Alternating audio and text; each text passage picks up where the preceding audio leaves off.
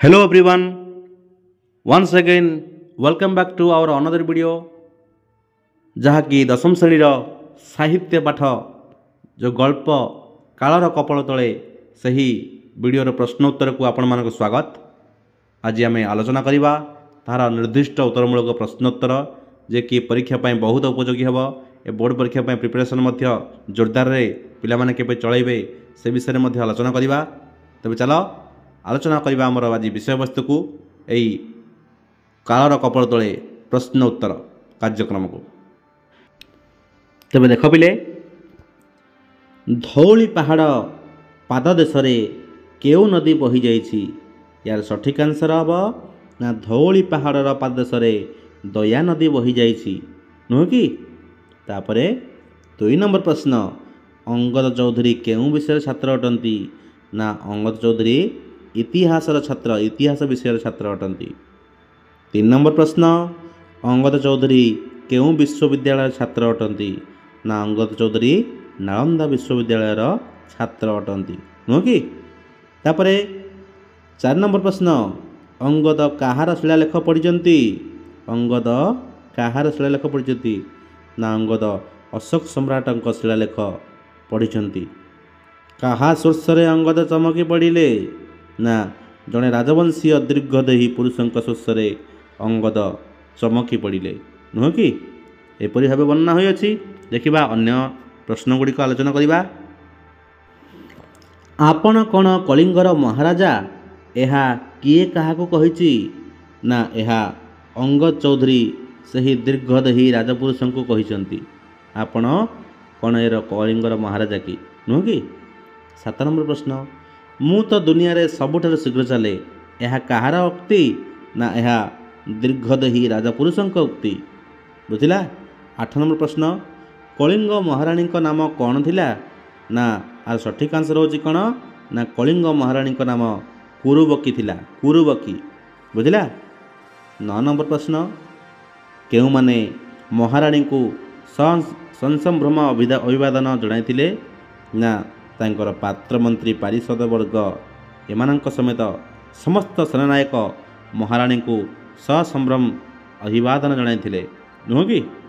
तापरे 10 नंबर प्रश्न काहा सहित राजजेमा दरबार कक्ष को आसिले ना राजजेमा राजेश्वरी निजर पतिंक सह दरबार कक्ष को आसिले नुह कि।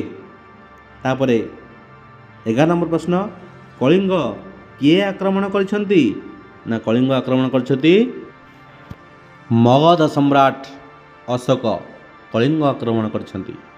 12 नंबर प्रश्न युद्ध केउठी आरंभ होई गलानी ना सठिक आंसर होची धौली ठारे युद्ध आरंभ होई गलानी बोली लेखा वर्णना होईची।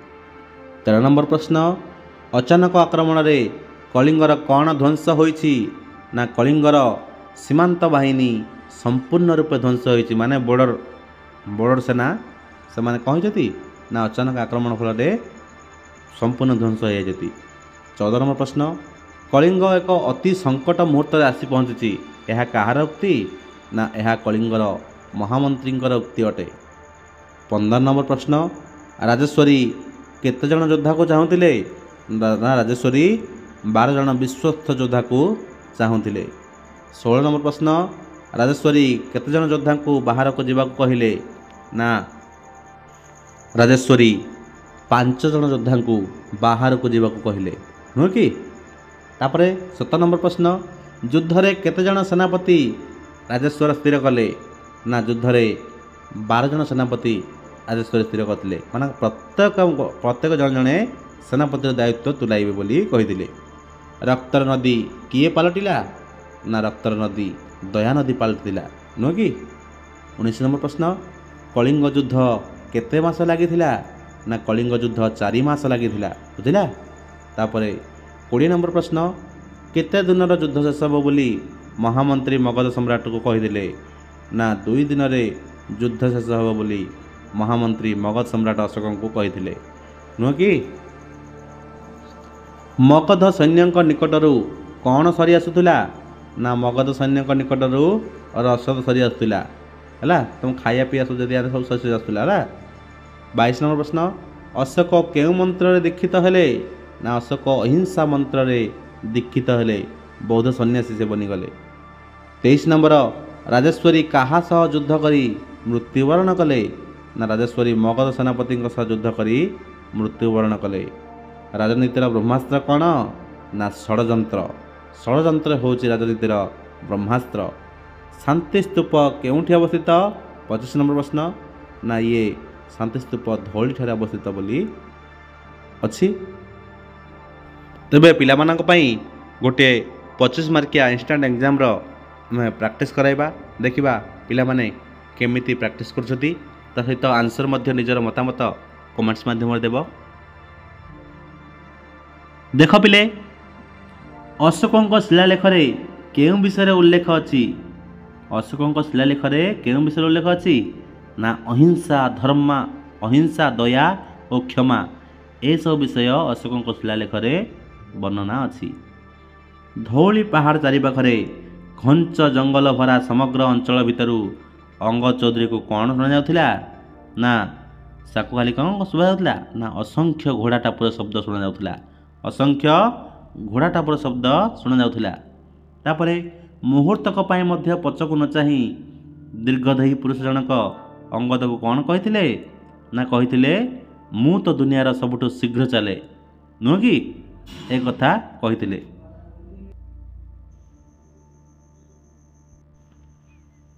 ତାପରେ ଆମେ ଘ ନମ୍ବର ଦେଖିବା। ଅଙ୍ଗ ଚୌଧୁରୀଙ୍କୁ କେଉଁଠାରେ ଛାଡ଼ିଦେଇ ଦୀର୍ଘଦେହୀ ପୁରୁଷ ଜଣକ ଅନ୍ତର୍ଧ୍ୟାନ ହୋଇଗଲେ? ଆର ସଠିକ୍ ଆନ୍ସର କ'ଣ? ନା ଅଙ୍ଗ ଚୌଧୁରୀଙ୍କୁ କଳିଙ୍ଗ ରାଜପ୍ରସାଦର ଦରବାର କକ୍ଷ ନିକଟରେ ଛାଡ଼ିଦେଇ ଦୀର୍ଘଦେହୀ ପୁରୁଷ ଜଣକ ଅନ୍ତର୍ଧ୍ୟାନ ହୋଇଗଲେ। ତ କେଉଁଠି ହେବ? ନା କଳିଙ୍ଗ ରାଜପ୍ରସାଦର ଦରବାର କକ୍ଷ, ସେଠି ଛାଡ଼ି ଦେଇକି ଦୀର୍ଘଦେହୀ ପୁରୁଷ ଅନ୍ତର୍ଧ୍ୟାନ ହୋଇଗଲେ। ବୁଝିଲା? ତାପରେ ଦରବାର କକ୍ଷର ସମସ୍ତ ଗୁଞ୍ଜନ ହଠାତ୍ ସ୍ତବ୍ଧ ହୋଇଗଲା କାହିଁକି? ଏ ଦରବାର କକ୍ଷର ଗୁଞ୍ଜନଟା ହଠାତ୍ ସ୍ତବ୍ଧ ହୋଇଗଲା କାହିଁକି? ନା ମହାରାଣୀଙ୍କ ପ୍ରବେଶ ମାତ୍ରେ ଦରବାର କକ୍ଷର ସମସ୍ତ ଗୁଞ୍ଜନ ହଠାତ୍ ସ୍ତବ୍ଧ ହୋଇଗଲା। ବୁଝିଲା? ମହାରାଣୀ ଆସୁଛନ୍ତି ବୋଲି ତାଙ୍କ ସେ କକ୍ଷର ସମସ୍ତ ଗୁଞ୍ଜରଣ ଯାକ ସବୁ କ'ଣ ହେଲା?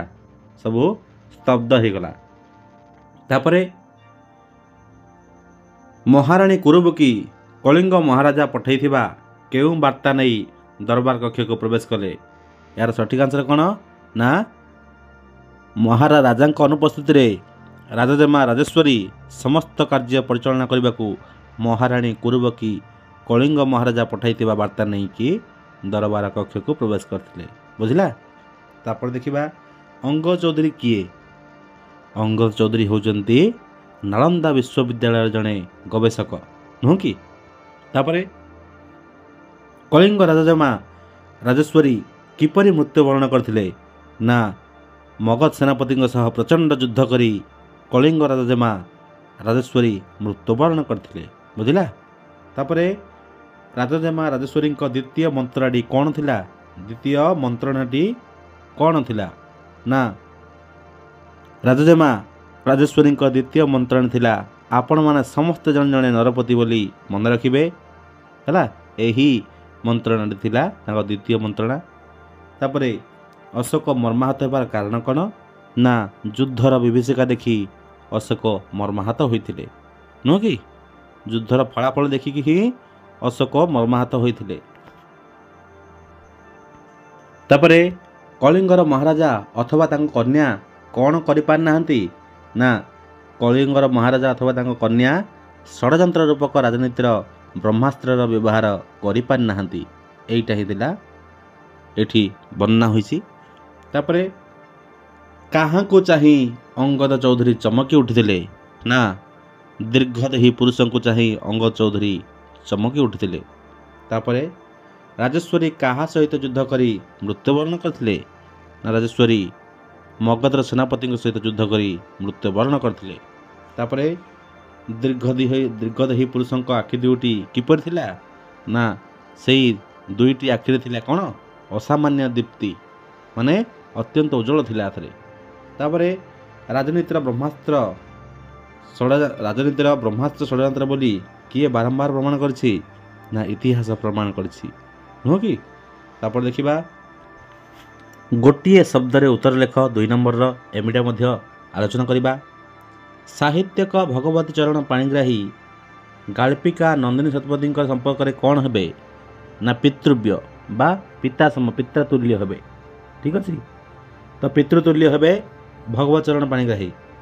ସେପରି ଗାଳ୍ପିକା ନନ୍ଦିନୀ ଶତପଥୀ ତାଙ୍କର ଅନୁଦିତ କୃତି ଗାନ୍ଧୀ କଥାମୃତ ପାଇଁ କେଉଁ ପୁରସ୍କାରରେ ପୁରସ୍କୃତ ହୋଇଛନ୍ତି ନା କେନ୍ଦ୍ର ସାହିତ୍ୟ ଏକାଡେମୀରୁ ପୁରସ୍କୃତ ହୋଇଛନ୍ତି ସେ। ଅଙ୍ଗଦ ଚୌଧୁରୀ ଗବେଷଣା କାର୍ଯ୍ୟରେ କେଉଁ ବିଶ୍ୱବିଦ୍ୟାଳୟରୁ ଆସିଥିଲେ ନା ନାଳନ୍ଦା ବିଶ୍ୱବିଦ୍ୟାଳୟରୁ ଆସିଥିଲେ। ଅଶୋକଙ୍କ ଶିଳାଲେଖରେ କାହା ସମ୍ପର୍କରେ ଉଲ୍ଲେଖ ନାହିଁ ନା କଳିଙ୍ଗର ରାଜା ସମ୍ପର୍କରେ ଉଲ୍ଲେଖ ନାହିଁ। ତାପରେ ମୁଁ ତ ଦୁନିଆରେ ସବୁଠାରୁ ଶୀଘ୍ର ଚାଲେ ଏକଥା କାହାର ଉକ୍ତି ନା ସେହି ଦୀର୍ଘଦେହୀ ପୁରୁଷଙ୍କ ଉକ୍ତି। ନିଜ ସହିତ ସମ୍ମୁଖ ସମରକୁ ଯିବା ପାଇଁ ରାଜେଶ୍ୱରୀ କେତେ ଜଣଙ୍କୁ ଚୟନ କରିଥିଲେ ନା 12 ଜଣଙ୍କୁ ଚୟନ କରିଥିଲେ। ରାଜେଶ୍ୱରୀ ଦରବାରର କକ୍ଷକୁ କାହା ସହିତ ଆସିଥିଲେ ନା ତାଙ୍କ ପତି ସହିତ ବା ହଜବେଣ୍ଡ ସହିତ ଆସିଥିଲେ। ତାପରେ ଏ ଯୁଦ୍ଧରେ କେହି ଜଣେ ସେନାପତି ନୁହନ୍ତି, ଆପଣମାନେ ପ୍ରତ୍ୟେକ ଜଣେ ସେନାପତି ବୋଲି ମନେ ରଖିବେ। ଏହା କିଏ କହିଥିଲେ ନା ରାଜେଶ୍ୱରୀ କହିଥିଲେ। ତାପରେ ଆପଣ କ'ଣ ଇତିହାସ ପୁରୁଷ, ଏହା କାହାର ଉକ୍ତି ନା ଅଙ୍ଗଦ ଚୌଧୁରୀଙ୍କର ଉକ୍ତି। ତାପରେ କଳିଙ୍ଗର ମହାରାଣୀ କିଏ ଥିଲେ ନା କଳିଙ୍ଗର ମହାରାଣୀ କୁରୁବକୀ ଥିଲେ। କୁରୁବକୀ, ବୁଝିଲା।